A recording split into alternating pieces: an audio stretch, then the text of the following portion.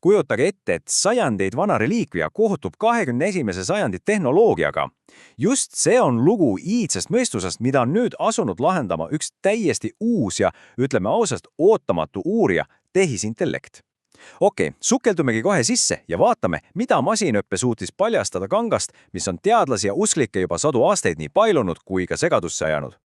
Teate, mis selle tsitaadi juures eriti kõnekas on? Seda ei olnud mitte teoloog ega ajaloolane, vaid füüsik. Ja see võtab minu arust ideaalselt kokku Surilina keskse paradoksi. See pole lihtsalt mingi vana ese, vaid pigem aktiivne teaduslik mõistetus, mis lihtsalt keeldub allumast lihtsatele selgitustele. Ja see ongi täpselt see küsimus, millele me tänase analüüsis vastust otsime. Te ei usu oma silmi, kui kummalisi mustreid ja lausa reegleid sealt andmetest leiti. Asju, mis on inimsilmale jäänud sajandeid täiesti nähtamatuks. Aga okei, alustame päris algusest. Enne kui me räägime tehisintellektist, peame aru saama, millega meil üldse tegu on. See siin on Turino Surilina. Pikk linane riie, millel on õhkõrn, vaevu märgatav kujutis ristilöödud mehest. See kujutis jutustab väga konkreetse ja, nagu paljud on märkinud, meditsiiniliselt ämmastavalt täpse loo. See on justkui jutustus kiududesse kirjutatud, me näeme haavu kibuvitsakroonist, ropsimisest tekkinud rebimishaavu, verevalumeid õlgadel, justkui oleks midagi rasket kantud, naelahaavu ja isegi ovaalset haava küljes. Ja kõik need detailid on anatoomiliselt täiesti kooskõlas sellega, mida me teame Rooma-aegsest ristilöömisest. Ja siis aastal 1898 juhtus midagi, mis muutis absoluutselt kõike. Kui fotograaf Secondo Pia oma fotoplaati ilmutas, vaatas talle sealt vastu üllatavalt selge ja detailne positiivkujutis. Mõelge korraks sellele. See tähendab, et kangal endal olev kujutis käitub nagu fotonegatiiv. Just see avastus muutis Surilina hetkega teaduslikuks enigmaks. Pärast Pia avastust polnud Surilina enam pelgalt usuküsimus. Ei, sellest sai tõsine teadusliku uurimise objekt. Nii et liigume edasi ja vaatame, mis siis juhtuma hakkas.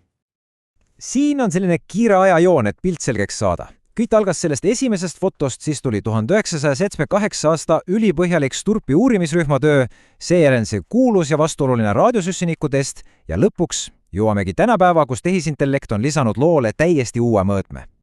Nüüd, see 1978. aasta Sturpi projekt oli kõige põhjalikum uuring, mis Surilinnaga üldse kunagi tehtud. Ja nende järeldused olid ausalt öeldes täiesti jahmatavad.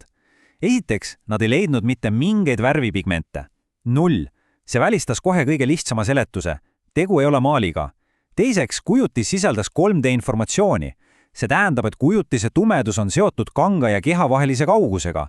See on omadus, mida ei leidu mitte üheski teadaolevas kunstitehnikas.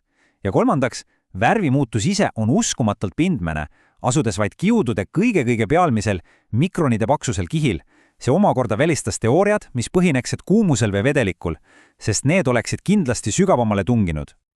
Ja see siin, see ongi asja tuum. Pärast tuhandeid tunde kestnud katseid teatasid need teadlased, et nad ei suuda seletada, kuidas see kujutis tekkis. See lihtsalt ei vasta ühelegi teadaolevale kunstlikule ega ka looduslikule protsessile. 10 aastat hiljem, 1988. aastal, paistis, et see mõistatus saab lõpuks lahenduse. Kogu maailm ootas hinge kinni pidades raadiosüsiniku dateerimise tulemusi. Ja tulemus oli, selge ja konkreetne. Kangas pärineb keskajast vahemikust 1260 kuni 1390. Paljude jaoks oli juhtum sellega lõpetatud. Tegemist pidi olema lihtsalt geniaalse keskaegse võltsinguga. Aga, nagu selgus, ei lõppenud lugus sugugi siin. Üsna pea hakkasid tekkima kahtlused. Kriitikud juhtisid tähelepanu sellele, et proov võeti kanga ühest ja ainustast servast, kohast, mida on sajandite jooksul kõige rohkem käsitsetud, parandatud ja mis sai ka ühes 16. sajandi tulekahjus kannatada. Täpsemad analüüsid näitasidki mitmeid probleeme. See proov võeti just nimelt sellest palju käsitsetud ja lapitud servast. Keemiline analüüs leidis sealt puuvilla, mis oli linaga segatud. Lisaks leiti kiududelt parandamise jälge ja isegi värvijääke, mida mujal kangal üldse ei olnud. See kõik tekitas ühe väga kriitilise küsimuse. Kas dateeriti originaalkangast või hoopis keskaegset paranduslappi? Ja debatt oli taas avatud. Ja see toobki meid tagasi tänapäeva. Tehisintellekt ei hakanud kangast uuesti doteerima. Selle asemel tegi ta midagi muud. Ta analüüsis olemasolevaid kõrge resolutsiooniga fotosid ja otsis mustreid, mida inimsilm lihtsalt ei suuda näha. Ja see, mida ta leidis, oli, pehmelt öeldes, kummaline. Kujutise alt hakkasid välja ilmuma geomeetrilised seosed, sümmeetriad ja proportsioonid, mis ei paistnud olevat seotud ei kanga koe ega ka mingi juhusliku lagulemisega. See oli justkui peidetud kord.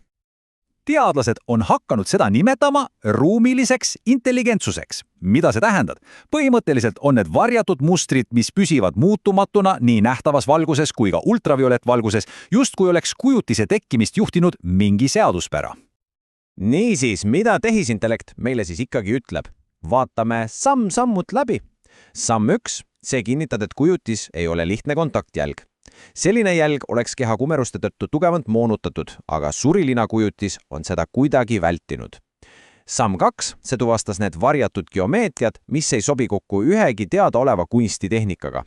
Ja samm 3, see näitas, et vereplegid on justkui eraldiseisev sündmus. Nad ignoreerivad kujutise aluseks olevat geomeetrilist korda, mis viitab sellele, et need võisid tekkida teisel ajal või teisel viisil. Nii et selle asemel, et meile vastust anda, on tehisintellekt selle müsteeriumi tegelikult veelgi sügavamaks ajanud. Meil pole endiselt vastust, aga meil on palju-palju täpsemad ja paremad küsimused. Ja see illustreerib suurepäraselt surilina kahte maailma. Ühel pool on avalikkus, kus pealkirjad karjuvad kas ime või võltsing, ja teisel pool on vaikne teaduslik maailm, kus tehisintellektist on saanud erapooletu tööriist. See ei usu ega kahtle, see lihtsalt loeb andmeid. Tehisintellekti suurim panus ongi just nende uute testitavate küsimuste genereerimise. Nüüd saavad teadlased uurida, kas need geomeetrilised mustrid on ühtlased üle kogu keha või kas need on kuidagi seotud kanga kooga. See avab ukse täiesti uutele uurimissumundadele. See tsitaat siin tabab naelapea tea pihta. Surilikla suurim mõistutus polegi see, kas see on tõeline või mitte. Tõeline mõistutus on see, miks see keeldub olemas tavaline, miks see ei allu ühelegi meie olemasolevale kategooriale. Ja lõppkokkuvõttes jätab tehisintellekti analüüs meid just selle küsimuse ette. Mida me siis tegelikult vaatame? On see inimkätte töö, seletamatu loodusnähtus või peegeldab see lihtsalt meie enda ootusi ja eelarvamusi? Vastust meil veel ei ole, aga otsingud meid on muutunud huvitavamaks kui kunagi varem.